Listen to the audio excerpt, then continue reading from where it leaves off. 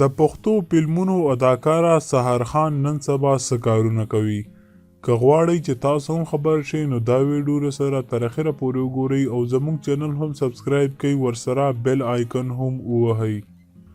دوستانو، سحر خان اوله پښتنه اداکاره ده چې د پښتنو نومونه یې وشرمول. نن سبا په پښتو فلمونو او ډرامو کې داسې ډېرې زیاتې ښځې راځي چې هغه فحش ډانسونه کوي او فحش کپړې اچوي، خو هغه اکثر پنجابیانې وي. خو سحر خان یو داسې پښتنه ده چې دا پښتنه ده او داسې د فحش والا جامې اچوي او داسې د فحش والا ډانسونه کوي چې پښتانه ډېر زیات بدنام کړل. خو دوستانو، کله چې کرونا راغله د سینما او د فلمونو بزنس بالکل ختم شو، بالکل بند شو، نو ځینې اداکارانو پکې داسې کارونه شروع کړل چې د اداکارۍ نامه یې وشرموله. سحر خان د فلمونو بزنس د خرابېدلو نه پس لاهور ته لاړه او هلته یې غلط کارونه شروع کړي دي چې په دې کې ورسره خپل خاوند هم شریک ده.